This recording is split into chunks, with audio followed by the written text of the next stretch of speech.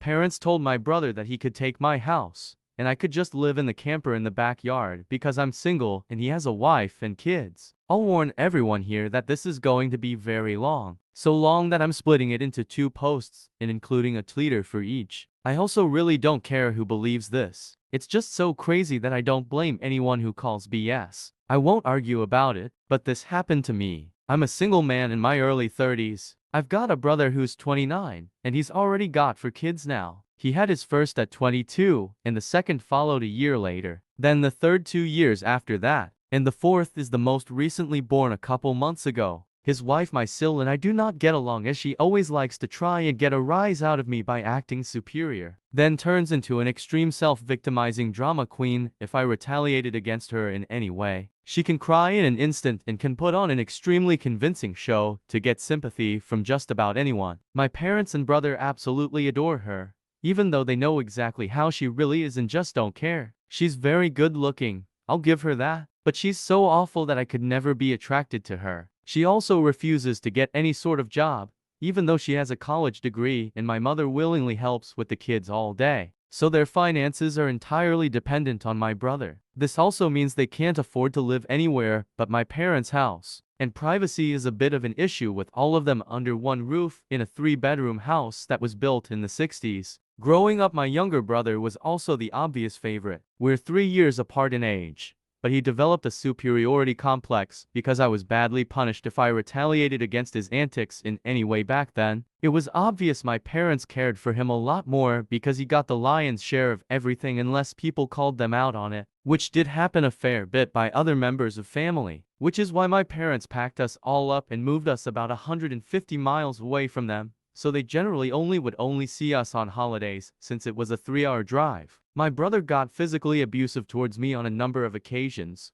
flirted relentlessly with my first girlfriend to the point she broke up with me, and laughed at any misfortune I had. And my parents just told me to suck it up whenever I was upset about it. I only got equal treatment when my parents wanted to keep up appearances. I admit it was rather funny to see the looks on their faces whenever they had to treat me equal to my brother on birthdays and Christmas because other people were present. We had relatives that were very nosy and loved gossiping drama, so my parents did their best to hide what was really going on and threatened to take all my stuff away if I didn't keep my mouth shut. If anything, it just made my parents celebrate more when I turned 18 and moved out because it meant they no longer had to provide for me. I wasn't even done with high school yet when I moved out, but couch surfing was far better than living with them. I was low contact ever since leaving home. They didn't even show up for my high school graduation, but I really didn't care. From that point on, I would usually only see my parents and brother on holidays like the rest of the family. The start 2020 pandemic was not kind to me. I lost my job and couldn't renew the lease on the condo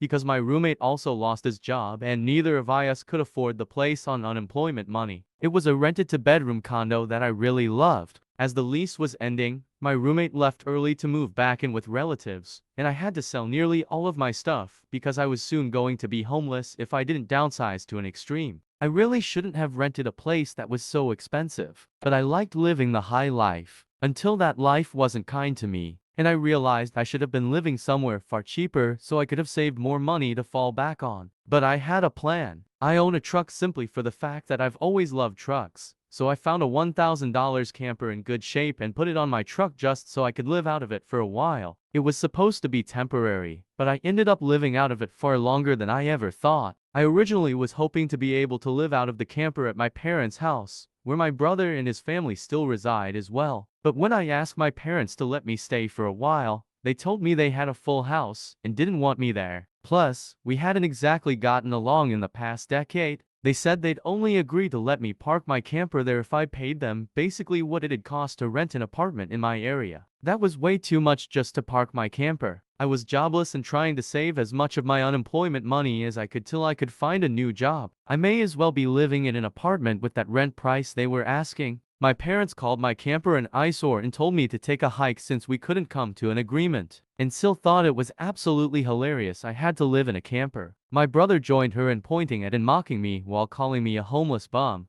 I parked my truck or camper in a store parking lot to sleep on the first night that I had nowhere else to go. I felt scared out of my mind that someone might try to break in. Suffice to say, I didn't sleep well that night. There was nowhere else I could go, as any other relatives that owned houses were fairly far away, and all my friends were all apartment people. And I was pretty attached to my area as well, so I didn't want to just leave. I'd also had my mail forwarded to a friend's apartment. It was the only way I could still get my mail anymore. Finding a stable place to park was pretty difficult. I went looking around to try and find a job similar to my old one. It took months of living the nomadic camper life. In that time, I had to deal with a lot. Everything from beggars and drug addicts to people demanding I leave because my camper was an eyesore. At one point, someone who told me to move claimed to be with an AITA. I wasn't even parked on a street with houses. And when I questioned what hole, they got incredibly belligerent and threatened me. I moved my camper anyway just to avoid the trouble. In order to have a steady supply of electricity, I learned to use a long extension cord to plug in anywhere I could to recharge my camper batteries. This meant sneaking around and plugging it into an outside outlet of a random building while parked on a street. I know that's a crummy thing to do, but I had to keep my batteries charged so my refrigerator would stay cold. I had a small solar power bank for recharging my phone, but I didn't have anything like a generator, and generators are noisy and require fuel anyway. So I did what I had to do. After months of living like that, I finally managed to get a new job. I had to move to the neighboring city to find a job that didn't involve retail. I worked retail while in college and promised myself never again. Though I was nearly ready to break that promise, I was still getting unemployment money, but I had no stable place to live while receiving it, and I didn't want to still be jobless when it ran out. Plus, I was bored out of my mind. I had little else to do but read,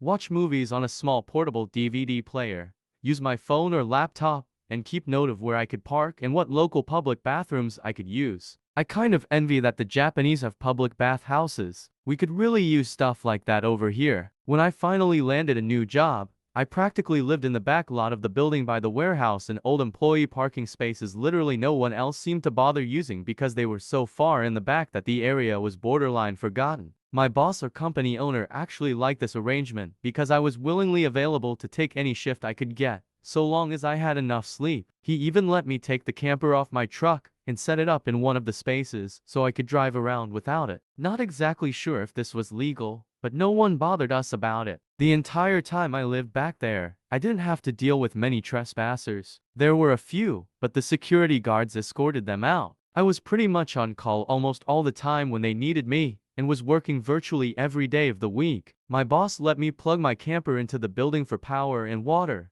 and I paid a small amount of rent by working for free on Sundays when no one else was in the office but the janitor and security guard. Beyond that, I usually had to shower at a friend's apartment or at my local gym, as the camper didn't have a shower in it and only a portable toilet. And I didn't want to fill it because emptying it is a nasty chore, so I used other bathrooms as often as I could. I had a key to the warehouse and could go in to use the bathroom there at any hour. I was even on a first-name basis with the night security guard. He's since become one of my closest friends. The camper was easy to heat in the winter with a small electric heater. Summers were not fun though. The camper didn't have AC, so I had to get a used portable air conditioner just to make it bearable. I made a lot of overtime pay, and hands-on learned some new skills from other employees. Eventually, midway into this year, I landed a better position in the company as a supervisor, and started making a better salary than my old job. That's when I decided I wanted a house. The scare I'd gotten from losing my condo made me realize I needed something much more stable for the long term. I looked around for something close to my work,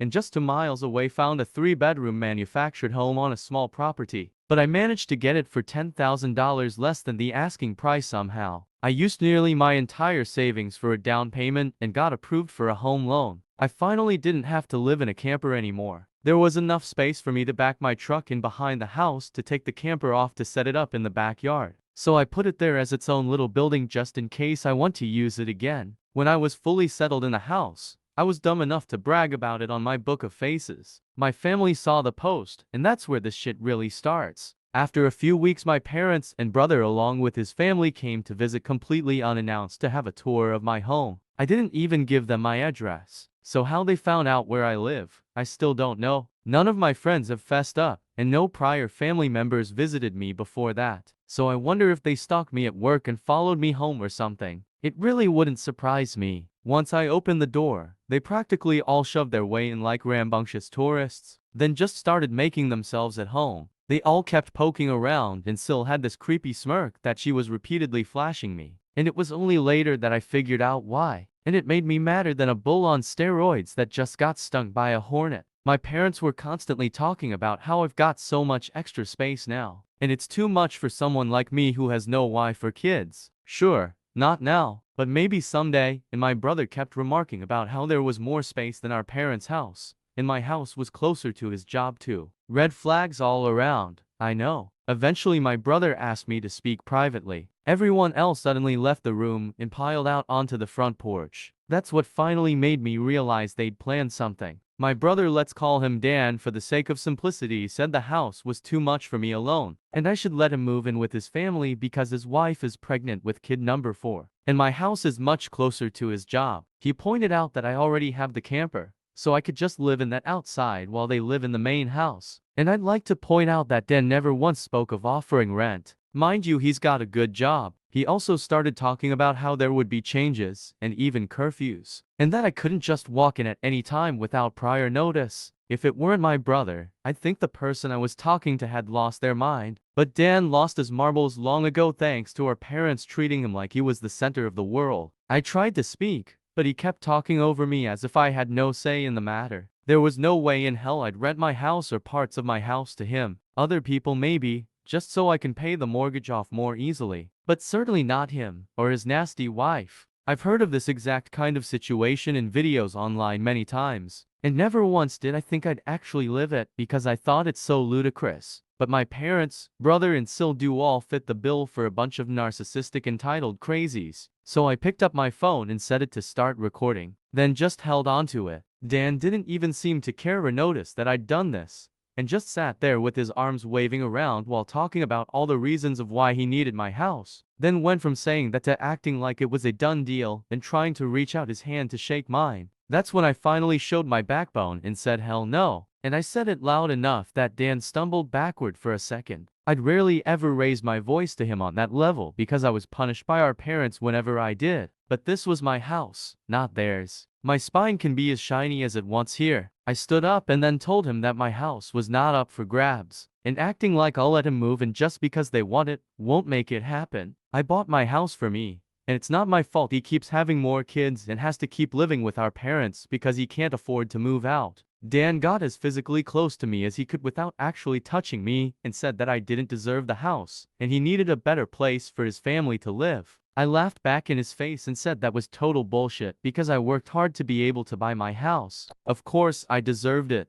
Dan started yelling that I have no wife or kids, and I don't need all the space, so I may as well give it to him. I said I'm not giving him anything, and he never even offered to pay me rent. If I let him move in, I'd still be covering the entire mortgage on my own house without even being able to live in my own house. Then Dan told me that he shouldn't have to pay rent because his family comes first, and our parents said I was going to do this, and that I will. I yelled as if their word was law or something, and told Dan that they did not have the right or power to give my house to him. Then right on cue my parents and Syl barged back and through the front door and surrounded me to try and force me to agree. There was a lot of fighting. But to sum it up from this point on, I heard the line "just do it" for Dan way more times than I can remember. In the fight I told them all they don't have a say in my life or my house, and to get out before I called the cops. Syl screamed the loudest at me about how she was pregnant again, and I can't do this to her. I said I did nothing to her. She just assumed she could take and take from me like I would just allow it. I had no obligation to her or her family. Then I called her a stuck-up bitch who never had any respect for me. So I don't care what she thinks or how many kids she has. I have no sympathy for her. She won't be living in my house. Well, that made her angry enough to attack me. She got in one good hit on my face and tried to do more,